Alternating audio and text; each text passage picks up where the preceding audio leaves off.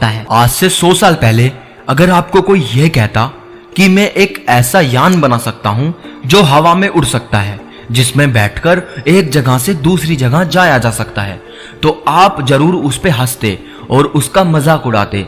और यही उस समय के लोगों ने किया। लेकिन फिर भी उस व्यक्ति ने एयरप्लेन का आविष्कार किया और सबकी बोलती बंद कर दी।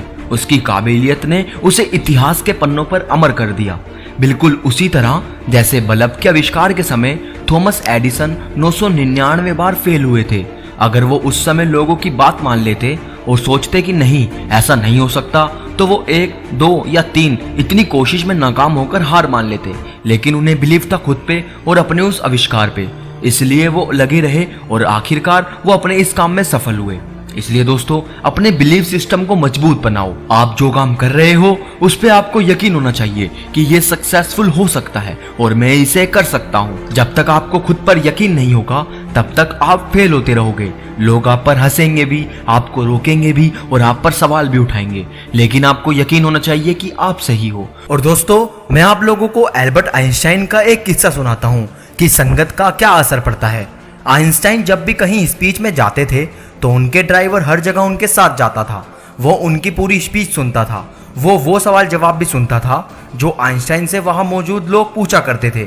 एक दिन आइंस्टाइन एक नई जगह स्पीच देने जा रहे थे तो उनका ड्राइवर बोला कि मैं भी आपकी तरह स्पीच दे सकता हूं और मुझे कोई पकड़ भी नहीं पाएगा। तो आइंस्टाइन ने कहा कि ठीक है, इस बार मैं तुम्हारा ड्राइवर बनकर चलूंगा। और उस दिन स्पीच में ड्राइवर ने पूरी स्पीच दी, बिल्कुल एल्बर्ट आइंस्टाइन की तरह, और सवाल जवाब भी वैसे ही किए। लेकिन वो एक सवाल पर आकर अटक गए।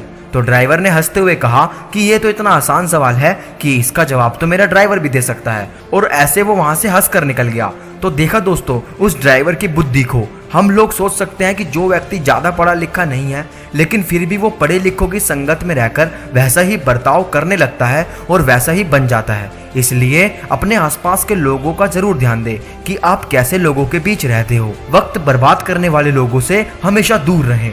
और दोस्तों, अफरोज शाह, जिसने मुंबई के जुहू बीच को अकेले ही साफ करना शुरू कर दिया था, वो बीच जहां लाखों टन कूड़ा पड़ा था, उस व्यक्ति ने अकेले ही उसे साफ करना शुरू किया।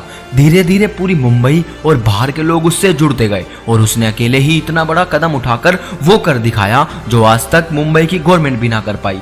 तो कहने का मतलब मेरा यही है कि अगर आप एक बार अपने अंदर ठान लो कि मुझे इस काम को पूरा करना है, फिर चाहे कुछ भी हो, तो आप उस काम को जरूर पूरा कर जाओगे। कोई फर्क नहीं पड़ता कोई आपके साथ है या नहीं, कोई आपको सपोर्ट करता है या नहीं, क्योंकि आप अकेले ही एक पूरी दुनिया के बराबर हो। मत सोचो लोगों की, दुनिया की। जो गलत है उसे सही करो। अपना जो टारगेट बना लिया उसे अचीव करो और मुझे कमेंट में बताओ आपका टारगेट क्या है और आप उसे पाने के लिए क्या कर रहे हो।